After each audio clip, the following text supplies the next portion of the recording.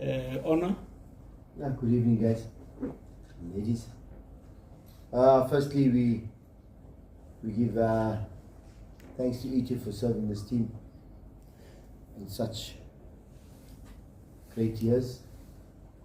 He did a lot for the team, and he's still doing more for the team. So we're just honoring him. But as the coach that leads the team now and some of the players, we feel honored to be in his presence.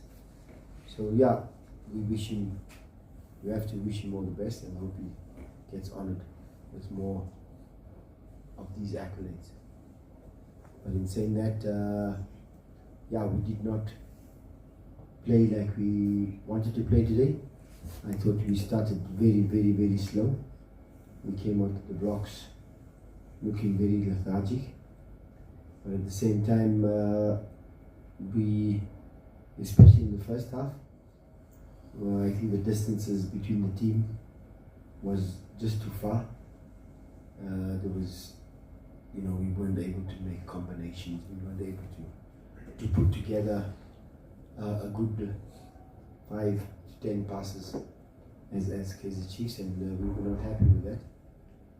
I thought the second half, yeah, we became a little bit better, but only towards the end of the 35 minutes.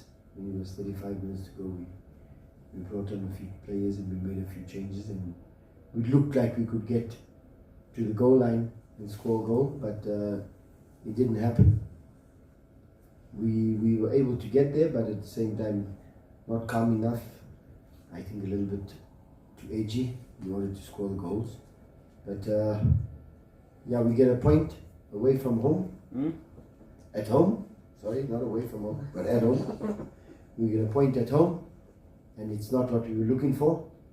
We pressed for the 3 points, but the 90 minutes are over now, and we can say what we want to say. We still only get 1 point. And yeah, I thought the players we brought on lifted the energy in the team. And I thought in those moments, I thought we might just sneak one in, but not to be today. Thank you very much. 1-1 with the coach away, and 1-1. So let's take it a slight moment for this very long season. Let's go for it. Where's the mic rolling? Let's go for it. Good afternoon, Coach. I don't know, Coach. The team made a lot of noise in regards to Kune's last game. You guys are playing at home. You guys want to make the top 8, and then you get a performance like that. I mean, that's appalling. What exactly is the problem, Coach? Why did Chiefs start so slow, considering that you guys, there's a lot for you guys to play for? Kune's story, playing at home, wanting to make the top 8, players possibly playing for the futures as well, and that's the performance that you get. Sometimes you look at everything that you prepare, and I said this early on. I think I spoke to you guys also a few days ago. Is that you prepare, and the athlete shows what you're preparing. They understand what you're preparing. They look like they're ready to do what you're preparing. And we come on the game day, and you cannot put your finger on it. I wish I was a fortune teller or a magician or something like that to be able to put your finger on those particular moments that we come out and we start so slow. Because when you look at it, we come out a lot better in the second half. So I know what you're saying. We all wanted it to give Kune not a good send-off, but to honor him in the right manner. And we know it's our last game, and we want to give our supporters the 3 points which they need, and we're not able to do it. I cannot put my finger on it, but we have to. All you have to do is, you've got one more game left, is go back and try and prepare and use players who look like they want to play on the pitch. And again, it's about the training, about how they react to how you're going to prepare for Cape Town Spurs, and you get the team like that. Coach, good afternoon. I'd like on the results. I just wanted to ask on Ashley Dupree, serious or more of a precaution, and also the choice to bring on Uhepi Mashiane, and what did you make of his performance in that promotion? Yeah, Ash got a knock, and in all respect to him, he couldn't run anymore because we thought it was more of an ankle. It wasn't the ankle; it was just above the toe. You know, your set of toes. It was just above there, so it could be a lot worse than we think because we need to make sure. So the medical team said, and he also told us that, Coach, I can't go on anymore. And then we brought him Happy because he's been in the team for the last 15 games. So he knows what we need in that position. And I thought he could have done better, especially knowing how we want to work in that number 11 space. He did do one or two crosses which we were not able to get onto the end of it, but if he had done more, then maybe we would have had better chance, because then Saile or Ranga, while he was there, would have got into it, but never. But he hasn't played for a while, and he comes on the pitch and he does one or two things that we want him to do, and he loses the ball in one or two moments, but we don't concede a goal, so we just have to work on those kind of details as to why he loses the ball. But otherwise, he's okay. Coach Cavin Johnson? Yeah, Coach? Coach? Yeah, I'm seeing. I'm just looking at this man, he's yawning here, he's tired. Coach, good evening. Coach, you made mention of this will be the last game of the season against Cape Town Spurs. But maybe on a personal coach, knowing what is writing on that game, will this be the most important game of your Chiefs career? Mine? Personally? Personally, Coach, knowing what is writing on that match against Cape Town Spurs. I think it's important that in the last few months that I've been the head coach of Kaizer Chiefs, every game I played was always the most important. And I don't make excuses. You, as a coach, you have to lose, you have to win. But as a coach, every game I play, or every game I try and play and be on the bench, that is the most important game, because tomorrow I don't know what God holds for me. So the game I just played now was the most important thing. And you thank the old man above for giving you the strength to be able to go through it. The next game, if he allows me to be alive by the time the game comes, then I'm going to prepare as hard as I can in order to make that the best game I've ever played. Let's go, okay. Coach, how would you rate yourself ever since being the interim coach or head coach, if you like, of the club? How would you say, I've done a job here, or maybe not? What's your report card on your leadership of these players? And also, just towards the end, Coach, sorry, there was a lot of young players towards the end, and you seem Fundovidazi doing what he does. Is it a bit embarrassing for you that senior players cannot help him to be carry the team? No, I think when you talk like that, for me to give myself appraisal, oh, I think that would be bad. Anybody who appraises himself must be a millionaire or billionaire. I'm not at that stage yet. When I'm a billionaire, then I'll tell you how good I am. Because that's how people, I think that's how people appraise themselves, is how much you have in the pocket. And I'm not in that stage yet. I think other people need to do that, whether it's good or whether it's bad. That's how the world goes around. And they say your biggest fan is strangers that you don't know. But your biggest hater is the one who's sitting right next to you. No, not you. But your biggest destroyer is the one who sits right next to you. You understand what I'm saying, right? You know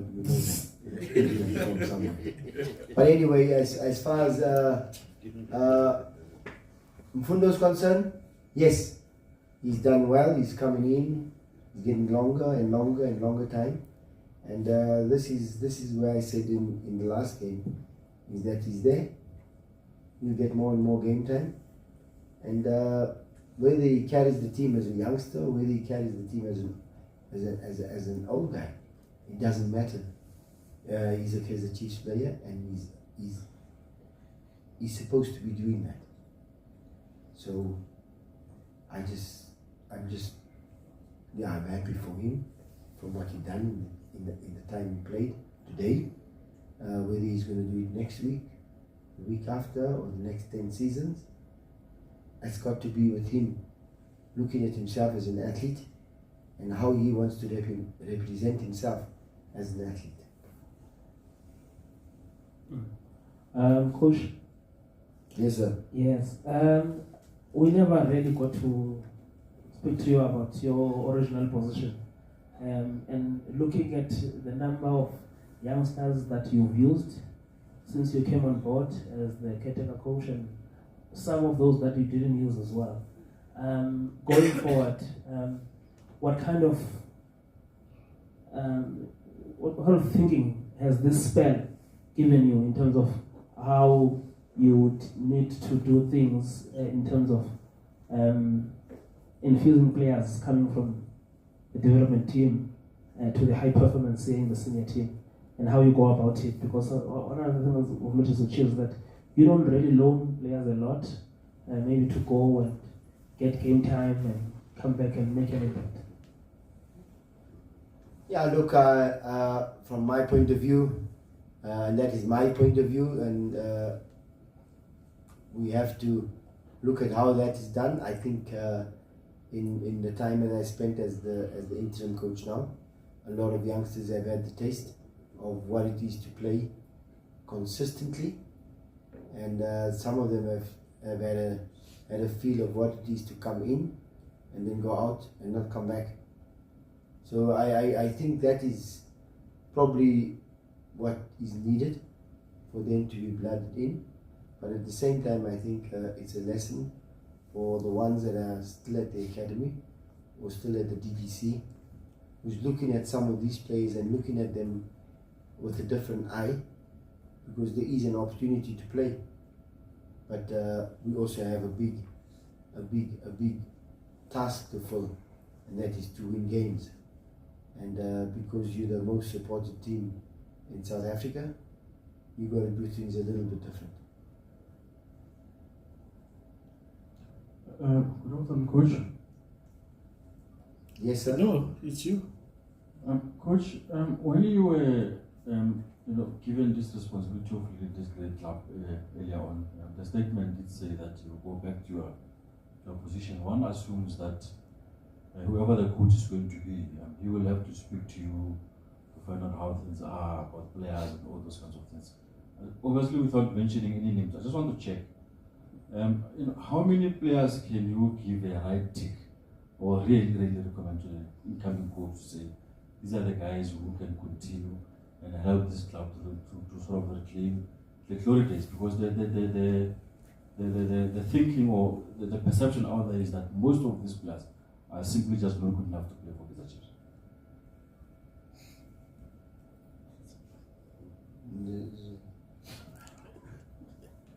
Players to tick for the attention of the new coach. Yeah, I think that is, it's not my area right now to give you that number, because I think in an institution like Kaizer Chiefs, it's done around the table, and Cavin Johnson is only part of the tick. There's other people that also have to make another tick. It's not a one-man show, and I think you've known this for a long time. If we have to say yes, this one, then that's Cavin Johnson's idea. It's not Kaizer Chiefs' idea.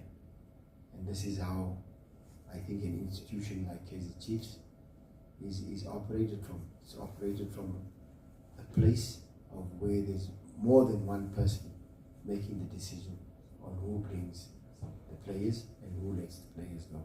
I think that's normal in any club all over the world. Yes, you have the person that's sitting in my seat who's able to converse with you, but in the back there's a conference that takes place for that to happen. Mr. Ngidi, pray that this man asks the question quickly, that is short. We'll get a chance because we've run out of time. Let's go for it. Coach, we've seen many years, previous coaches, Baxter, Hunt, Zeki coming in, Wani coming in, very excited in the start and then defeated towards the end of their tenure. Is it because of working so hard each week and then just simply at the end of the week, just not even understanding why the results are not coming? Like, do you feel that mental breakdown each week that you're working so hard with this team and just things not coming right? Hold on. Can you raise your question at the same time? We will be able to remember it. You can go on, Mr. Ngidi. I'm worried that I don't want to lock you out because my bus is starting outside. Coach, I mean, this was a very big moment for the club, celebrating one of its most decorated players, but the turnout is not necessarily reflective of the occasion and the meaning of such a day. As a club, what does the club need to do to reignite that relationship with its supporters? Because I think today was quite telling of where that relationship is in terms of the turnout for such an occasion. We'll start with that one, Coach. Yeah, look, the first one, I still have one more game left, and I can tell you afterwards. So mentally, I'm still strong.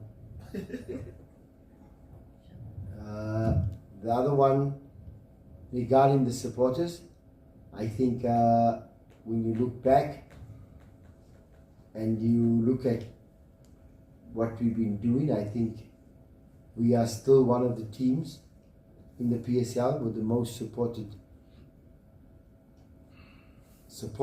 in any one game. So yeah, we expect to have more. Today we didn't. But you look back and you look at what's happening around the country. There's a lot of elections. People are saying, hey, let me go and elect so I can get Sasa more. Let me go and see what they're doing. You know what I'm saying? Are they going to burn? Are they going to fix our roads? So we also faced with a lot of those, a lot of those competition, if I may say. Yeah. Within our sporting, and if we never had that, and they found out Itu is being honoured, I'm sure our supporters would have been much more. But now they've got to weigh up the options. Are they going to close the portal, or must I go watch Kaizer Chiefs all the second? I'm going to close this portal because we are having problems in our communities, and that for me is a lot, and they got to think about all those things. So our supporters are also very important to us, but like we said today, they never came out in their numbers, but I know for a fact, wherever we go, we always have the most supporters. So, can you quick one? So not too funny, Coach, you're saying, how do you reignite that relationship? Because I think the pictures reflect that there is something that is not necessarily in a good place. So how do you reignite and ensure that if they have to choose between fixing a pothole and celebrating Conan, supposing Chiefs, they can? I think the reignition, right? I think that'll happen once it's been a while now, 3 games now, remember right? That we haven't won a game. And that's what our people want. They want us to score goals and win games. We're not doing that. And hopefully in Cape Town, where we always have a good following.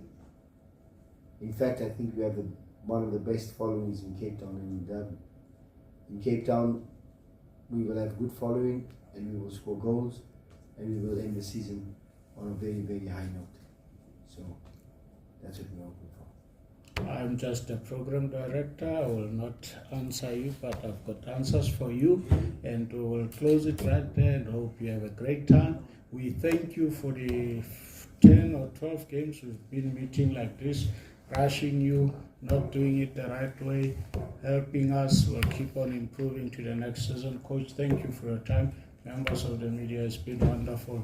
A season at home with you. Thanks, guys. Thanks, Coach.